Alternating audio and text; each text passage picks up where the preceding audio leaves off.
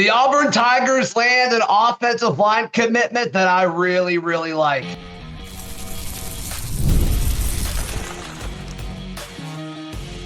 You are Locked On Auburn, your daily podcast on the Auburn Tigers. Part of the Locked On Podcast Network, your team every day.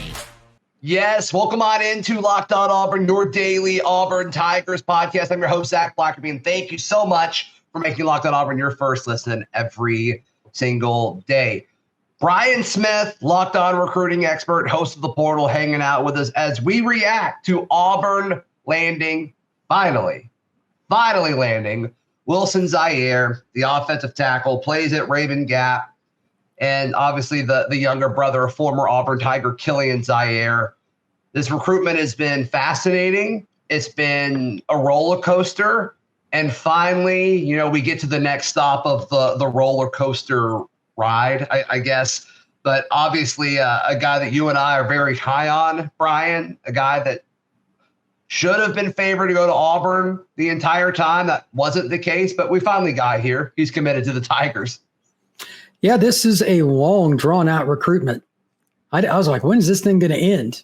But for the record, he started off as a kid that was like a 3-star with a whole bunch of offers. Auburn was one of his first bigger offers. Then all of a sudden, everybody did, including Georgia and Bama, and he decided to play out the process. Florida State got involved, etc. But he ends up committing to the school that he told me face-to-face that he grew up rooting for, that he knew the best. Of course, he is from Germany, so it's a foreign sport to him, but he's grown to love it. And he's at Raven Gap. It's a boarding school in Georgia. For those that don't know, that's a program that plays national schedule, and they're legit. I'll be surprised if he doesn't end up starting at Auburn because, again, Kirby wanted him, Kalen DeBoer wanted him, you wanted him.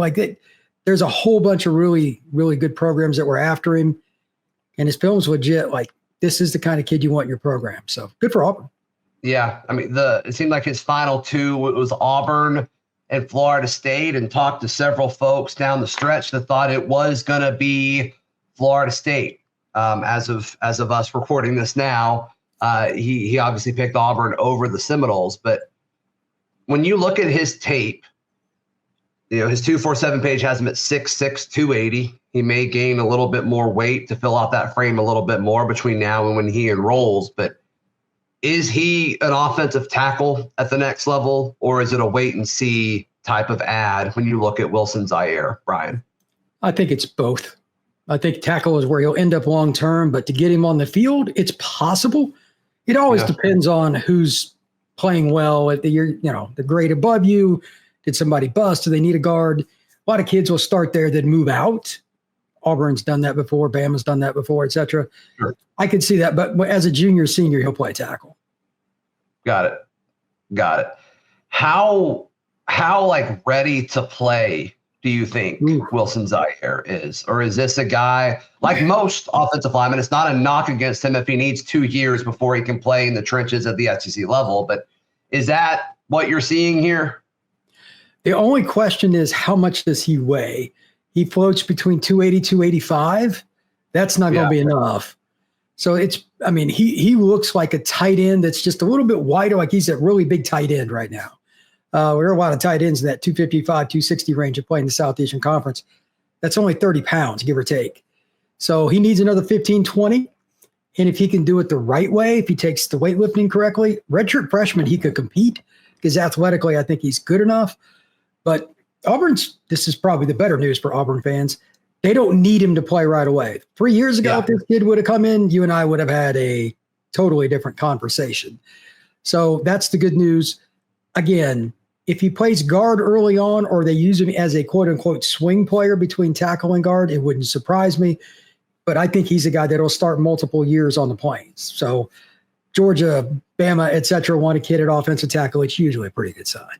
Yeah, no, I don't care about his ranking. I mean, 247 has him as a 3-star. The composite has him as a 4-star, but look at the offer list. And it's not just an offer list. It's folks that were pursuing him, had him on campus, let him wear the jersey and, take pictures for social media and all of that. They rolled out everything for this guy because they were interested in him. And Auburn landed him when it's all said and done. I will take offer lists over rankings every single time, especially for offensive linemen. It's the most difficult position to project because you just don't know how many kids are going to be able to carry the weight, how many kids are going to understand the technique. There's so much technique involved.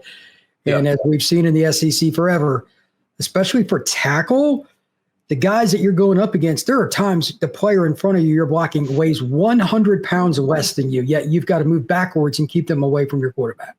It's as hard a task as there is in sport. It's really, really difficult. Yeah. So what does that mean moving forward now that Auburn has landed Wilson Zierer? Well, we'll take a stab at it next right here on Locked On Auburn. Today's show brought to you by our friends at Kia Autosport of Columbus. If you're looking for your next ride located near Auburn, you're in luck. In just a short drive away in Columbus, Georgia, Kia Autosport of Columbus, they're bringing the heat with the summer savings event going on right now. You can save up to $3,000 off MSRP on select 2025 Kia Sorento models, a versatile SUV perfect for road trips, family life, and everything that life throws at you. And also new Kia purchases, they come with tires for life and a lifetime powertrain warranty. Just ask your sales associate about that. And look, when you get there, ask for Chris Child and mention the show, mention Locked On Auburn. You get an extra $500 off any new Kia. So there you go. Head to Kia Autosport of Columbus, just off Whittlesey Boulevard in Columbus, Georgia, or visit KiaAutosportColumbus.com to browse their full inventory and start saving today. Brian Smith, host of The Portal, hanging out with us. I'm sure you'll talk about this at some point on your show as well. So make The Portal your second listen today. With the addition of Wilson Zierer to this 2026 class, who's kind of been in turmoil, up and down, up and down. Seems like we're getting some positive momentum here. He joins Parker Pritchett and Nikhil Heppy as the other offensive lineman. Parker Pritchett, massive, little raw, but you can see like why schools wanted him. Like it makes sense. And then Heppy, 100% like a lottery pick, right? Where it's like you look at him, it's like, yeah, like that size is good, but just new to football. So like, what does that look like? Wilson Zierer to me is kind of like, I think a safer pick than both of these guys. Would you say that that's fair? I think Zier's athleticism and where he's at physically right now, like he looks, except for adding maybe 15, 20 pounds, he's got everything else. He's put in the time, and he was genetically gifted with the height and the length and all that. Meeting him changed my perception of him completely. So, yeah, I think he's the lowest concern I would have out of the three. And like at least one out of every three linemen you sign are going to be busts. Historic, like that's conservative. It's just tough. It's hard to play O-line in the SEC. Nothing against them. It's hard to play O-line in the G5. It's just not a normal position. I mean, you played O-line in high school. There are probably guys on the line you played with. You're like, well, he's a body. You know what I mean? Like it's just part of it. Yeah. So if you can get multiple linemen in any class that hit, you've probably overachieved. Yeah. So it's just part of the game, man. Yeah. No, I think that's a good perception to have when you talk about this, for sure. For sure. As far as the perception, we say this all the time, like perception is reality in recruiting. Is there enough positive momentum for Auburn happening right now, or is it still just so far behind some of these other classes where it's like we still just got to wait and see what all happens? I think it's more the waiting game, especially we discussed this not long ago. The ability to look at the August 1st NIL situation. Yeah. Auburn's probably going to have to jump in and make some different offers to kids based on what the NIL clearinghouse does. And that is the ultimate guessing game. I'm going to assume that Auburn's way ahead on this because you might as well have the deals ready. If these other collectives are allowed to give more money than what they originally said against that 20.5 cap, then here's our offer. You know, Auburn could be the most noteworthy program in the SEC or the South period, because I think they're the one that's probably the most conservative out of all the major programs on how they approach this. That's probably true. Missouri seems to be up there based off of some of the stuff that I've heard. And then, I was pleasantly surprised with Lane Kiffin's comments at Media Days. He kind of went, guns blazing, saying that, not everybody's playing by the same set of rules and all of that. So Auburn's not alone in this. They were just kind of first to speak out. And I think hats off to John Cohen for getting out in front of it. honestly, because it's changed how we talk about this recruiting class, because it's not falling apart. It's just they had this great quote of, don't confuse patience for inactivity. And I think that's kind of going to be the mantra of this class until, it either shapes up or it doesn't, Brian. We may not know until late November, which that's more traditional recruiting. It's the way it used to be. You didn't know until signing day, or at least the week leading up, kind of where you were. It's different now. It's 6 months in advance. It's so wild. But this year, because of we need to really see if the NCAA and this clearinghouse are going to have any teeth. I still don't believe they will. I need to see it because I never trust anything the NCAA gets involved with. I want to see what they do, because if they're not willing to tell, and I'm just going to throw out a school here because they've got some recent commits. If they're not able to tell Texas, no, you can't do this, then it doesn't matter, because they're literally buying some D-line and big-time recruits right now, pulling them away from Kirby, who, if you listened to, I'm sure you were there, SEC Media Days, like he said, we want relationships, this and that and the other. He knew that his deals weren't as high up as some others because they want to win the locker room. He's more concerned about continuity, and that's his philosophy. But he was taking a shot at other schools, Texas in particular, that's willing to take more chances and to spend more money.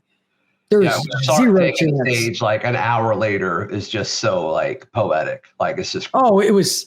You couldn't write it any better than that. Yeah, Kirby knew that was totally calculated. And that 20.5 cap, like Texas Tech, there's no way they're under that. There's no way that Texas is, et cetera. Are they really going to hit schools that are in the Power Four? Don't know. Don't know. We'll learn. We'll learn. My gut says no. I'm with you, but we'll see. We'll see.